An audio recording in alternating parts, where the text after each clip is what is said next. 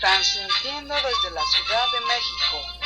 Urus Radio, una estación para compartir.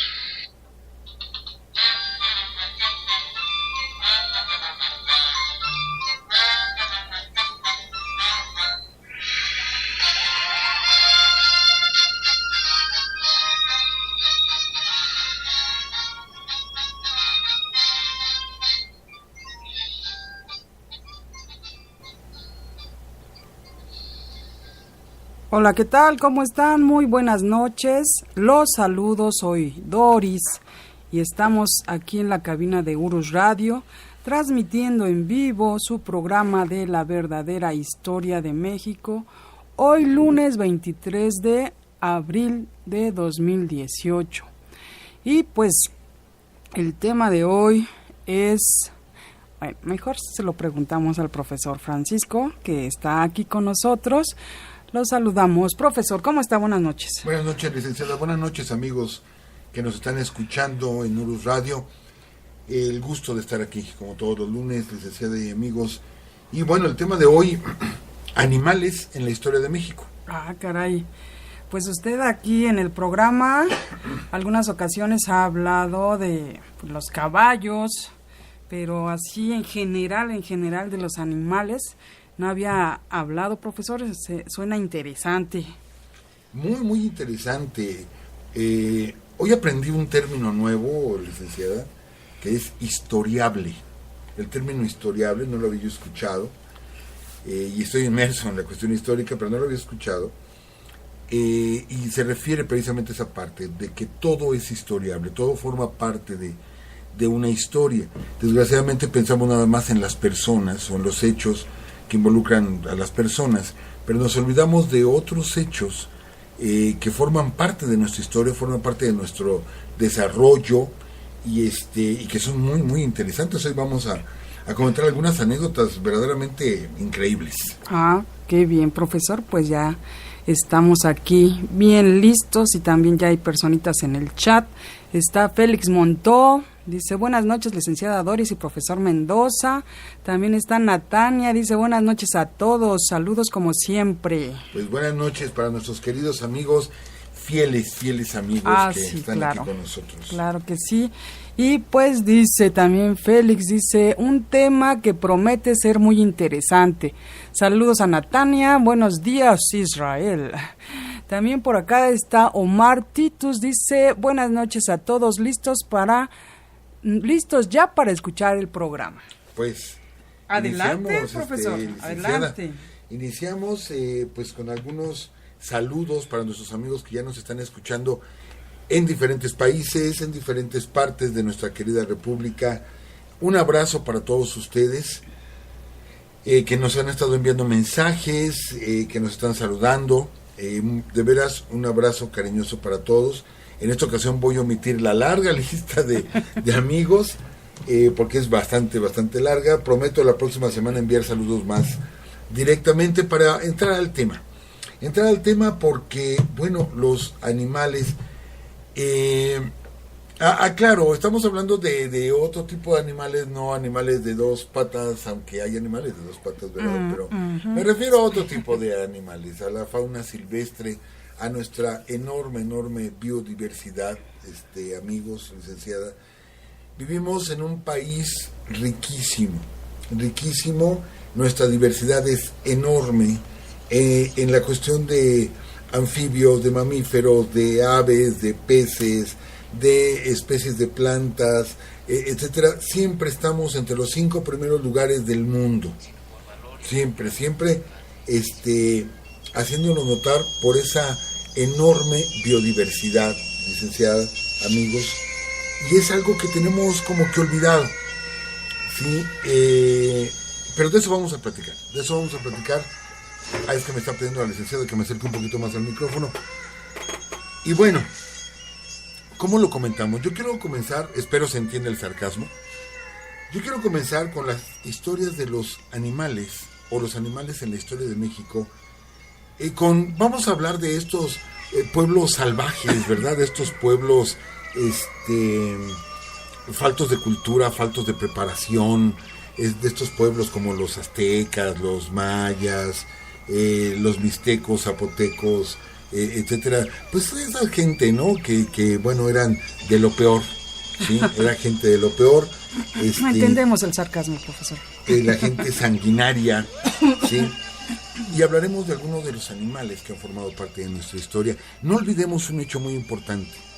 Nuestra bandera tiene como imagen un águila y una serpiente, que forma parte de la mitología y cosmogonía prehispánica. Pero va más allá de eso. Por ejemplo, esos animales que solamente tenemos nosotros, que su hábitat es México, que no existen en ninguna parte del planeta, y hablaremos de un pequeño animalito que es el ajolote.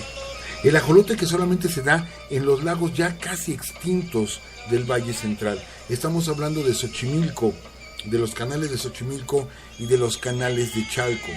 Todavía hace aproximadamente 5 años se contó una población aproximada de 6,000 ajolotes, todavía en estado silvestre.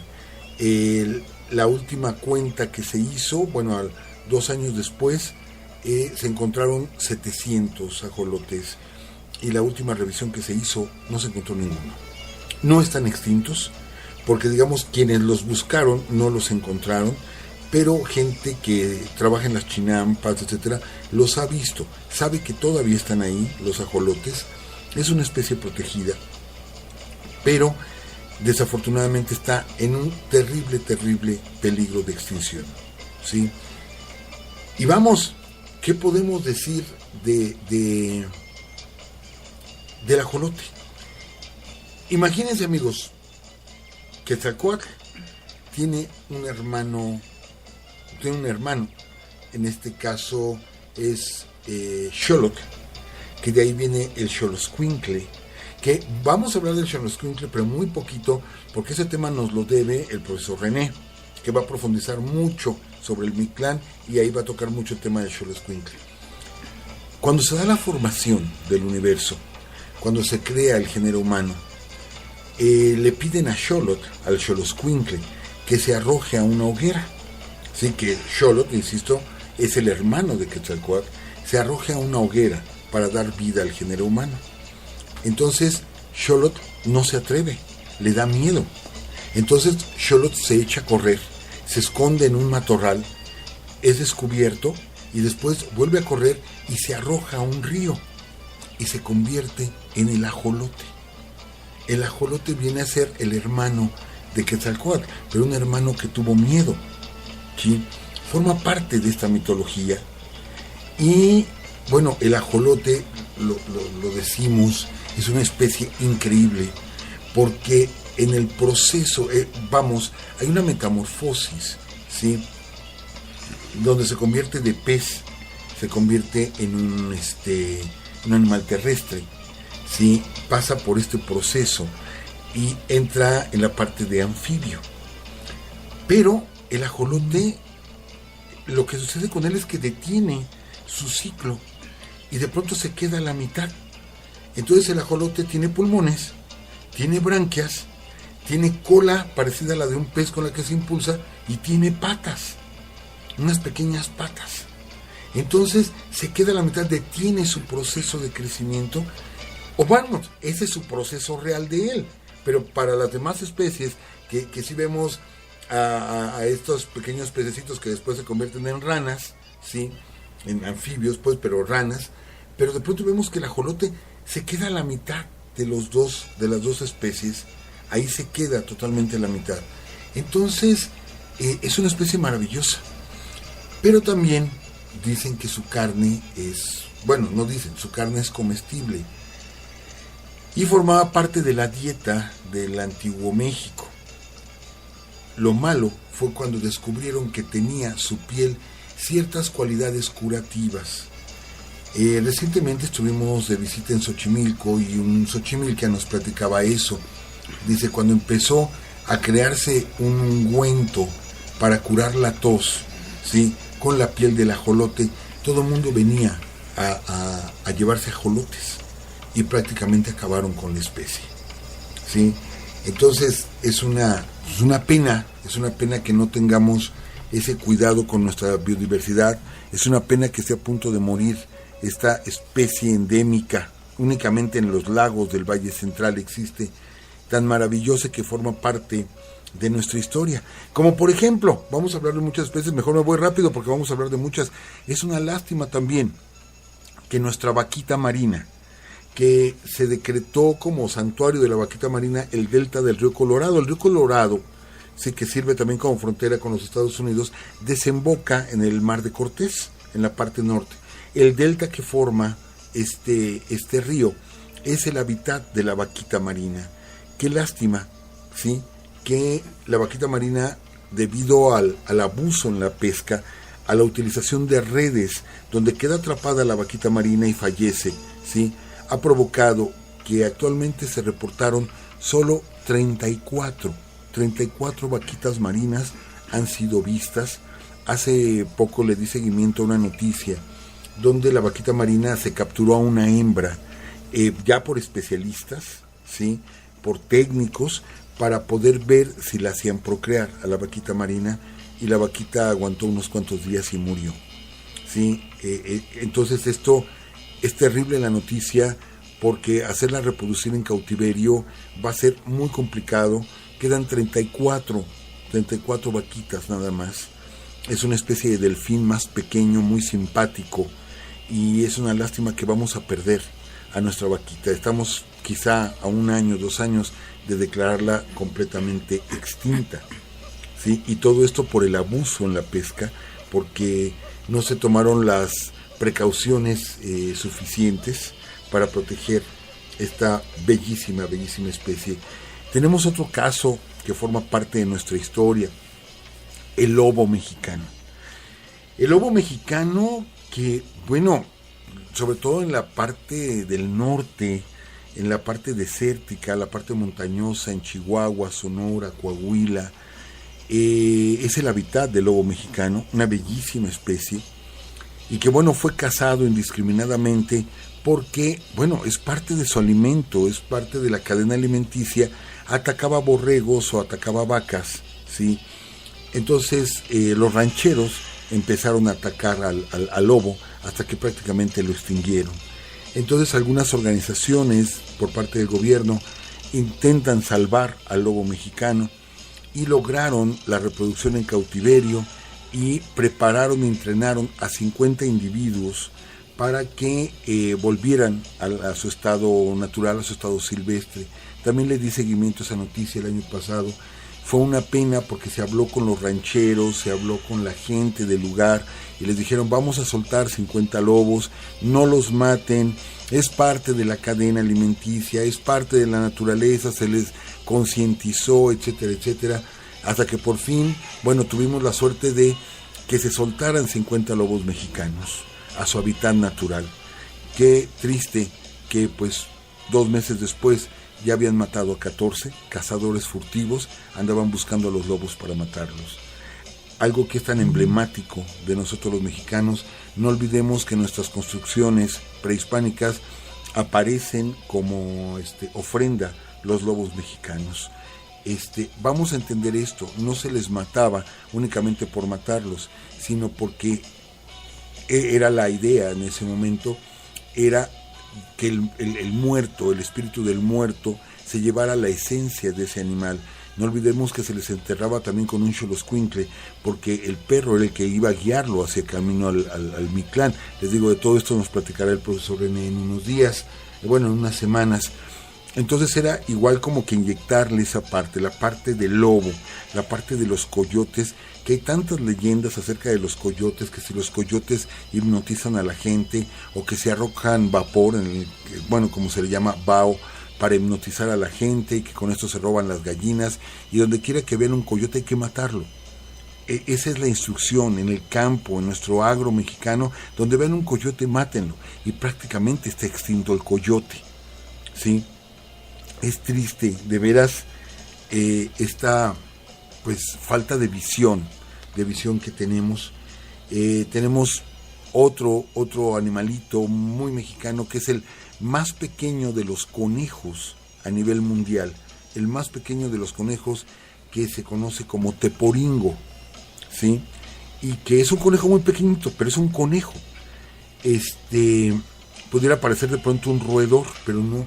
Se le conoce también como zacatuche, y que habita en la zona de zacate de los volcanes, pero desgraciadamente la quema de las siembras ha ido destruyendo su hábitat, y pues ahora ya casi no se le ve al teporingo, que igual nos ha acompañado durante toda nuestra historia. Yo quiero hacer, antes de continuar con algunos animales, que es una pena que estén desapareciendo, comentar esto. ¿Por qué decía yo el sarcasmo de estas gentes sanguinarias, crueles? Porque fíjense de lo que estamos hablando. Está desapareciendo el ajolote, el teporingo, la maquita marina, el lobo mexicano y muchas otras especies que están desapareciendo. Mas, sin embargo, en la época prehispánica se hablaba del zoológico de Moctezuma, ¿sí? Pero se sabe que no era el único zoológico. Se sabe que había recintos para animales, ¿sí? En Texcoco, en Huastepec, y en algunas otras regiones también se conservaban animales. Cuando Cortés llega a estas tierras, se asombra de todo esto. Ellos dicen que tenían estos animales como como les dijéramos, como un exceso. Él habla de las aves que tenía Moctezuma. En realidad, este lugar donde se conservaban los animales y donde había ejemplares de diferentes regiones del país, se encontraba en lo que hoy es la Torre Latinoamericana, donde posteriormente se fundó el convento de San Francisco. Todo ese terreno de la Torre Latinoamericana en el centro de la ciudad, y vamos, me atrevo a decirlo porque yo sé que nos escuchan en muchos lugares y a lo mejor en algunos lugares no conocen la Ciudad de México, pero todos conocen la Torre Latinoamericana porque ha sido emblemática de la ciudad, contraesquina del Palacio de Bellas Artes. Pues en ese lugar era donde se ubicaba el llamado zoológico, ¿sí?, de Moctezuma. Había no solo aves, había estanques donde había obviamente peces, y que esos estanques estaban divididos. Había estanques de agua dulce y estanques de agua salada. La justificación era que para tener pez fresco se estaban criando en ese lugar, pero realmente tenían especímenes de diferentes lugares. Imagínense, para traer de agua salada, esto era traer especies desde el mar. Imagínense cómo lo hicieron para traerlos hasta el Valle Central. Fue muy complicado, mas sin embargo se conservaban, se le hacía aseo a estas tinajas donde estaban estos peces, había reptiles. Se espantaron mucho los españoles, porque los españoles consideran, acuérdense ustedes, amigos, que los españoles traen una carga de la Iglesia Católica muy muy fuerte. Claro que la adaptaron a su manera. Y recuerden ustedes, por culpa de quién Adán y Eva perdieron el paraíso, por culpa de una serpiente. Entonces, ellos, como son católicos, tienen la idea de la serpiente como algo de lo más nefasto, algo satánico, demoníaco, y que había que exterminar a las serpientes. Y le tienen mucho miedo a las serpientes. Entonces, perdón. Entonces, cuando ellos visitan las casas, no lo mencionan como zoológico, no existía el término, las casas de los animales, ¿sí?, que tenía Moctezuma, se asombran de ver que había diferentes tipos de serpientes, sobre todo serpiente de cascabel, pero es más, eran reproducidas, ¿sí? O sea, no solamente eran exhibidas, sino eran reproducidas estas serpientes, y se aterran los españoles cuando se dan cuenta de que estos salvajes, ¿sí?, estos sanguinarios, tenían ahí serpientes para que toda la gente los pudiera ver. En ese lugar, en esa sección, ¿sí?, había cocodrilos, había iguanas, había diferentes tipos de reptiles. Bueno, y les digo, no era el único lugar que tenía esta especie de zoológico, ¿sí?, la Ciudad de México. El mismo Cortés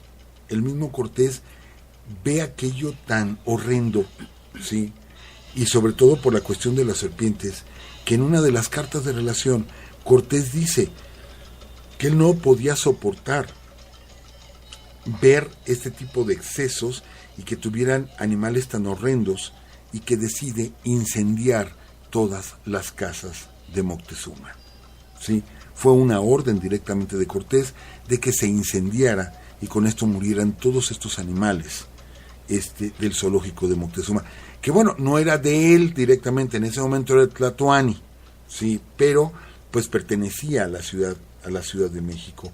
Es hasta 1924, en el tiempo de Álvaro Obregón, cuando se crea el zoológico de Chapultepec, con 243 especies, ¿sí? Hasta entonces, o sea, prácticamente 400 años después, vuelve a surgir un zoológico aquí en el Valle Central. Pero para esto pasaron muchas cosas. Les pongo un ejemplo, amigos, licenciada. En 1800, ubiquémonos, son 10 años antes del inicio de nuestra lucha de independencia. En el año de 1800 llega a México el primer elefante. No se conocía más que por libros y aquellos que tenían acceso a los libros, obviamente, que era la gente, digamos, más cultivado, de mayores recursos, pero el pueblo en general, que era analfabeta y que procuraban mantenerlo analfabeta, no se imaginaban lo que era un elefante. En el año de 1800 llega el primer elefante a estas tierras, ¿sí? Llega por el puerto de Veracruz. Causó tal conmoción ver aquel animal tan enorme, que llegan las noticias hasta la Ciudad de México. Entonces piden que este animal venga a la Ciudad de México, pero estamos hablando de que no había ferrocarril, mucho menos carreteras. No lo iban a traer en una carreta entre brechas y tierra, vino caminando desde Veracruz. Se trajeron este elefante caminando en el año de 1800, ¿sí? Y que era la curiosidad de la gente, lo que provocaba tumultos para ver un elefante. Es más, se cobraba, ¿sí? Para que pudieran ver el elefante. Y se cobraba para que alguien le diera panes, porque les llamaba la atención cómo el elefante enrollaba la trompa alrededor del pan y luego se lo llevaba al hocico. Y lo presentaban junto con un pequeño perro que caminaba entre las patas del elefante. Sí entiendo esa parte. A lo mejor para nosotros ahorita es de lo más común y corriente, ¿sí? Ver un elefante, o sea, estamos muy familiarizados con un elefante. Pero sí ubiquémonos en 1800, insisto, quizá en los libros mucha gente lo había visto, pero la gran mayoría de la población en su vida habían visto un animal así, ni se lo habían imaginado, no tenía ninguna referencia. Entonces, pues ya me imagino la sorpresa que se llevaron al ver este elefante. No tengo el dato qué pasó con el elefante después, solamente sé que llegó a la Ciudad de México y que aquí dio muchas funciones, mucha gente que pagaba por ir a verlo y ver cómo comía pan el elefantito, ¿sí? Que de hecho era una elefanta, era hembra. Bueno, en 1808, estamos hablando 2 años antes de la independencia, 1808, ya estaba invadido España, estaba invadida por las fuerzas de Napoleón Bonaparte. Llegó a México un circo, pero lo curioso de este circo es que presentaban a un simio, a un macaco, que tenía la habilidad, o sea, no sé, he leído las crónicas de la época y no sé si había truco, no lo sé, pero las crónicas de la época dicen que el macaco escribía, pero escribía en el suelo, o sea, en la tierra. Sí es posible que lo hayan entrenado para hacerlo, o es posible que hayan utilizado un truco, pero el simio escribía en la tierra, Vive la liberté, esto es, viva la libertad, ¿sí? Y lo vestían al pequeño simio con un traje de soldado francés de la época de Napoleón, pues era la época en la que se vivía. Entonces la gente lo empezó a conocer por el Monsieur Mono, ¿sí? Y la gente pagaba por ir a ver a este circo a Monsieur Mono. Y bueno, el espectáculo que él hacía cuando ya estaba la función de circo era precisamente escribir esa frase en la tierra, ¿no? Vive la liberté, ¿sí? Viva la libertad. Pero bueno, la gente lo decía un tanto en burla porque eran los franceses y habían tomado España, entonces como que no les caían muy bien los franceses, y bueno, era el espectáculo del simio que escribía. Les digo, yo no sé si sería algún truco, sí sé que los simios tienen no la capacidad de razonar, pero sí de entrenárseles para que puedan escribir una frase, sí lo pueden hacer. No sé si en ese tiempo lo entrenaron, pero bueno, eso hemos leído en las crónicas. Por ejemplo, para ese tiempo, ¿sí? Finales de la lucha de nuestra independencia, por eso les digo, amigos, hablemos de la época prehispánica, donde estaban los caballeros tigre, que son realmente caballeros ocelote, caballeros águila, que ahorita vamos a hablar de ellos. Pero hablemos de la independencia, o la lucha de la independencia, cuando llegan los primeros globos aerostáticos a nuestro país. Y que era todo un espectáculo ver primero inflar ese globo con aire caliente y luego ver que se elevaba y uno se podía subir a la canastilla y poder ver la ciudad desde pues una altura muy muy considerable. Era todo un espectáculo, y en la Alameda Central, sí, que ya existía, en la Alameda Central es donde subían estos globos.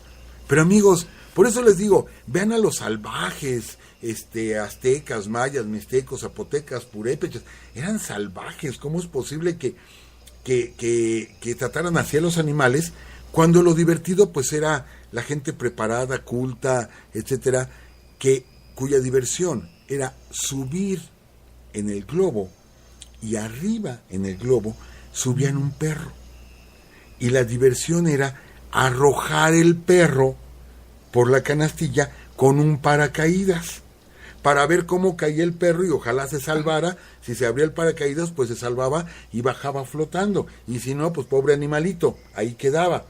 Esa era la diversión, ¿sí? Tanto subir y poder ver la ciudad desde arriba, desde esa altura, como arrojar perros desde el globo. Por eso pagaba la gente, para poder arrojar perros. Bueno, en 1828 estamos hablando de que había terminado ya el gobierno del general Guadalupe Victoria, y estamos por entrar que Guadalupe Victoria fue el único que terminó su cuatrienio en paz, entre comillas, porque a partir de ahí comenzaron las sublevaciones entre Guerrero, Bustamante, etcétera, etcétera, etcétera. Bueno, 1828, ¿sí? Se hace un espectáculo en la Ciudad de México, un espectáculo en lo que era la Plaza de Toros, que estaba aproximadamente donde está el antiguo edificio de la Lotería Nacional. Esto es ahí en Bucareli. Bueno, no, la entrada a Bucareli, donde comienza la calle de Bucareli, donde está, les digo, el antiguo edificio de la Lotería Nacional. El espectáculo era ver pelear a un tigre con un toro. Obviamente no era un tigre, no lo imaginemos como el tigre de Bengala y todo eso, no. Seguramente era un ocelote, ¿sí? O sea, era algún felino mexicano. ¿Por qué? Porque la gente pagaba, porque ellos veían al toro y con esto identificaban a España, ¿sí? Y al ocelote lo identificaban con México. Entonces era una lucha entre españoles que ya nos los habíamos quitado de encima, aunque todavía venía la intervención de Barradas un año después, etcétera. O sea, querían reconquistarnos los españoles. Entonces la gente se divertía viendo pelear a un ocelote con un toro, ¿sí? No sabemos bien a bien los resultados de esas luchas, pero sí sabemos que era sangriento aquello.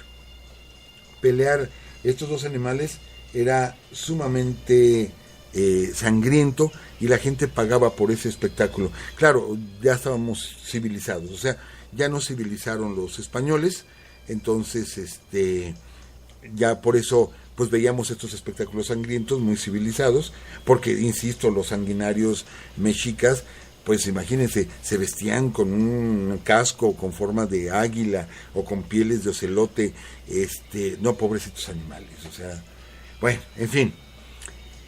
Hay una anécdota muy curiosa que sucede en 1862, poco después de durante la batalla de Puebla, si mal no recuerdo, esta anécdota es en la batalla de Puebla, un oficial apellidado Tarré, un oficial francés, fue algo muy conmovedor que nos habla de la nobleza de los animales.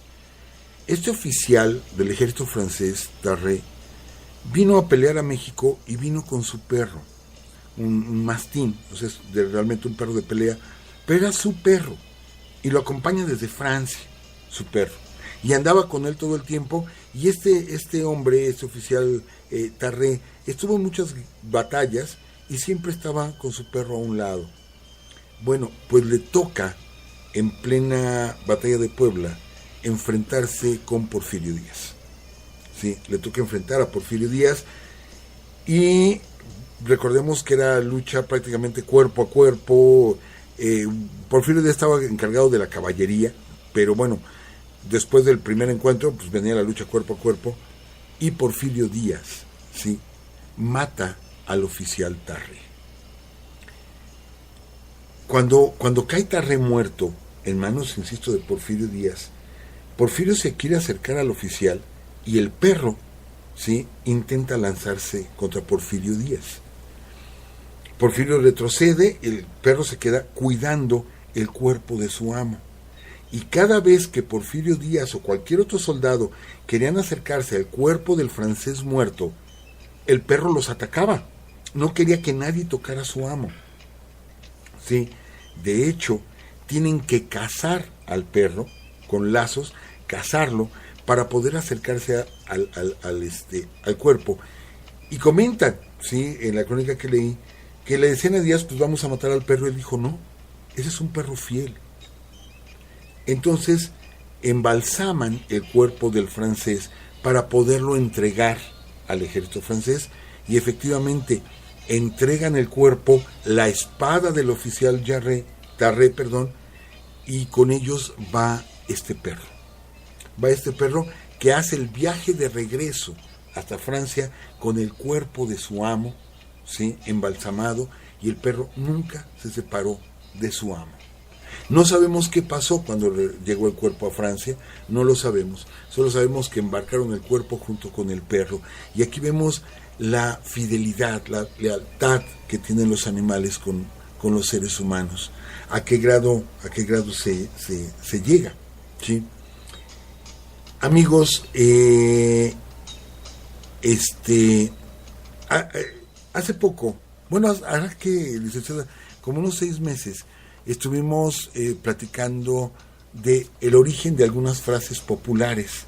Se acordarán, ¿verdad? Sí, claro. Algunas frases populares en México, como la de aguas y sí, varias frases. Ya salió el peine. Ya salió el peine, que todo eso lo platicamos en algunos programas, y que son unas historias increíbles, de veras, ¿no? Me acuerdo de aquella de ya salió el peine, que es el peine de las máquinas estas para de los telares, de ¿no? los telares.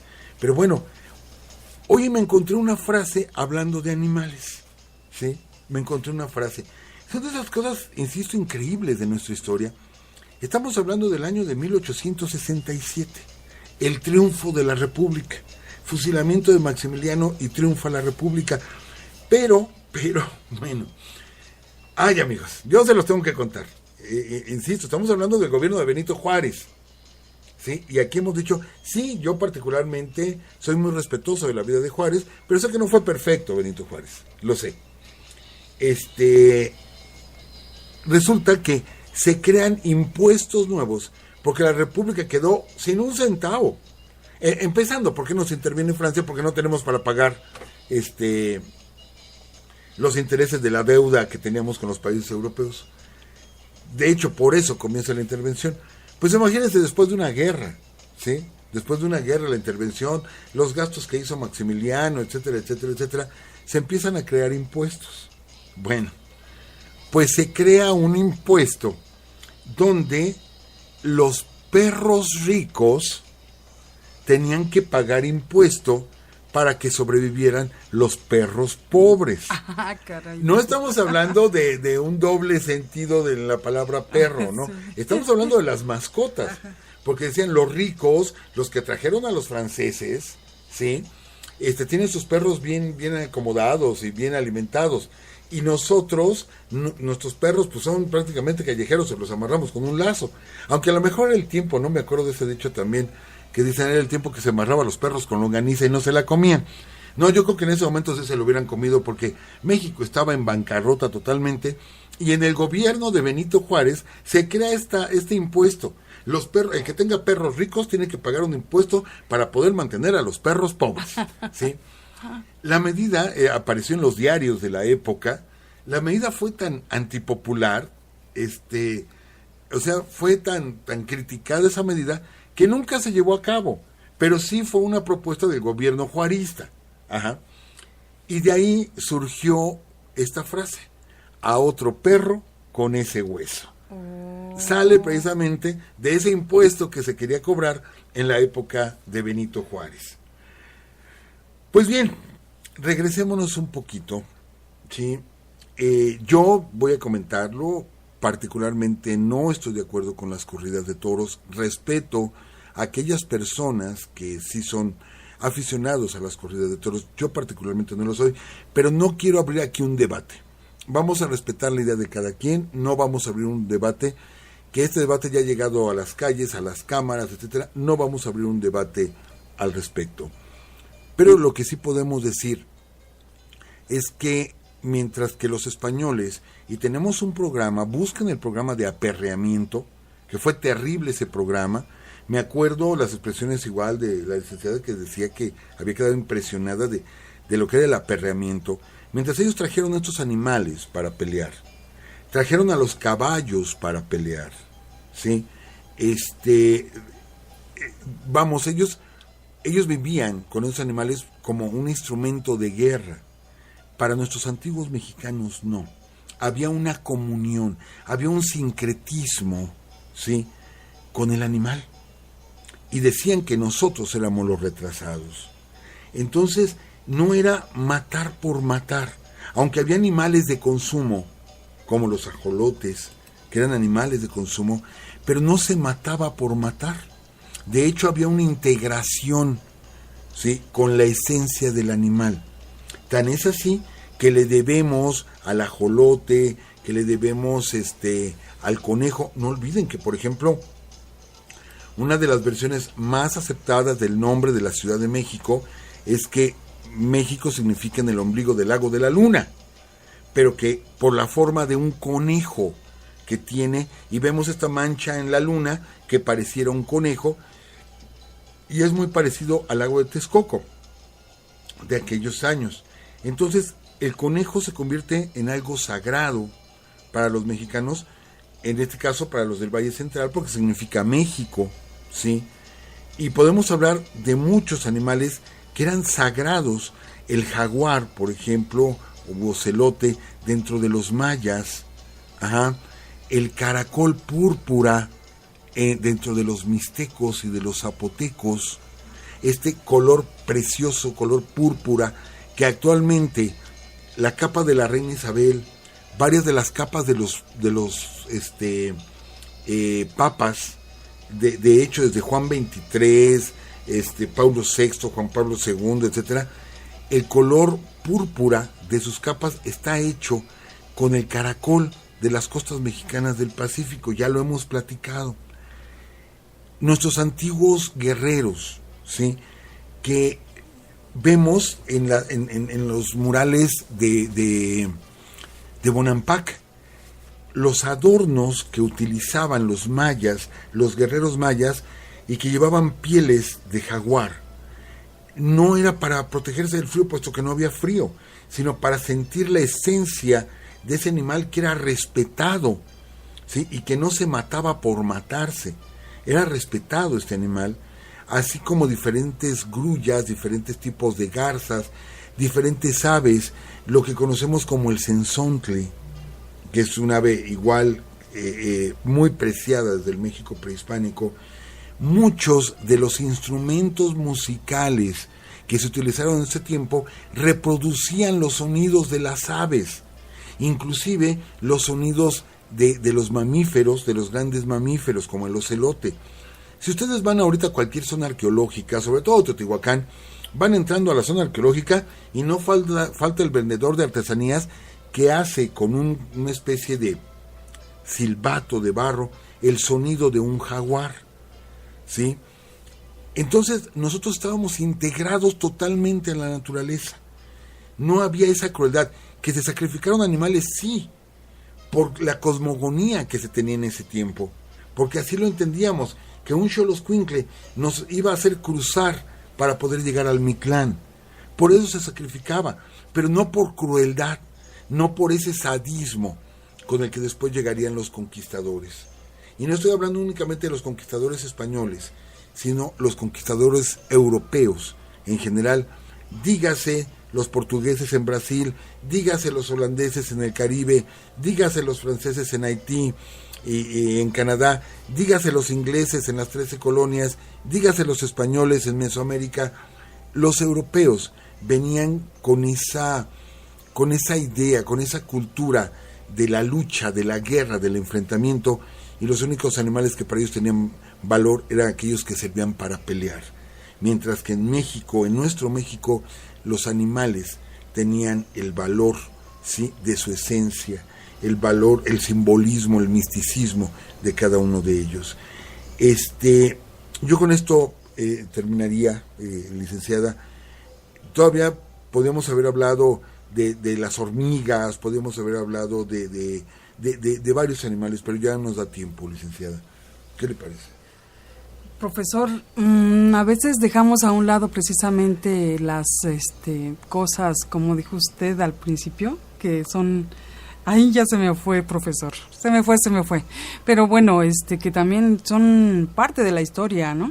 Uh-huh. Entonces, pues en la época prehispánica sí teníamos muchísimos animalitos sagrados, muchos animales sagrados, y los que mencionaba usted, ¿no? El jaguar, el águila, y que, por cierto, hay una leyenda del águila, sí, del águila real, pero preciosa, que, bueno, según entiendo, no es real. Ya tenemos muy poco tiempo y hay varias personas en el chat. A ver, vamos a ver. Está eso, no alcanzo a ver quién es. Ay, profesor, ¿quién es? Aquí está. Israel Arriaga dice: hola, un placer estar aquí una vez más en esta clase. Muy buenas noches, Lic Doris y maestro Mendoza. René Martínez dice: buenas noches, profesor y licenciada. René también dice: apenas conectándome. Rodrigo Miranda dice: buenos días desde Alemania. Sí, me levanté, aquí tienen su casa, ya anda por allá, por Alemania, qué bueno. Y René por ahí también dice: pues hasta la fecha los perros de los ricos tienen mejores servicios que los hijos de los pobres. Ay, bueno. Ups. Bueno, está bien. Sí, está bien. No, así rápido. Gracias, amigos, porque estamos teniendo muchas casas. Ya nos invitó Natania a Israel y ahora nuestro amigo Rodrigo nos invita a Alemania. Pues sí, yo quiero ir a Brandenburgo, profesor. Perfecto. Tengo muchas ganas de conocer. Bueno, también nos llegó un mensaje de Luis Rodríguez. Dice: yo he visto piezas y máscaras mayas, teotihuacanas y de otras que dicen ser originales. El precio es más o menos de $2,500. Eso, bueno, en el programa pasado. Y también tenemos algunos mensajes de Kondeshi. Dice: qué alegría volver a escucharlos, conocer y aprender nuevas maravillas de nuestro país. Y también tenemos un mensaje de Rafael Soto, profesor. Bueno, nos pide su correo electrónico. A ver, también está por acá René Martínez. Dice: el tlacuache, que es el Prometeo de Mesoamérica. Ay, es una leyenda bien bonita. Sí, es una leyenda. Ojalá tengamos oportunidad para el próximo programa de platicar. Es preciosa la leyenda de Tlacuache. Y está Omar Tlamatinicoatl, dice: licenciada Doris y profesor Francisco, esto que he escuchado en Urus Radio lo comparto con los turistas extranjeros y nacionales. ¿Podría ser un programa de historias y leyendas del centro de México? Gracias. Híjole, excelente lo que nos comentas, Omar. Esto lo estás compartiendo con extranjeros y nacionales que se lleven una buena imagen de México. Basta ya de esa imagen que nos desacredita. Pues sí. Pues, te lo agradecemos. Sí, aparte, creo que él nos mandó otro mensaje, ¿no, profesor? Pero bueno, ahorita no encuentro en dónde está. Pues creo que son todos los mensajes.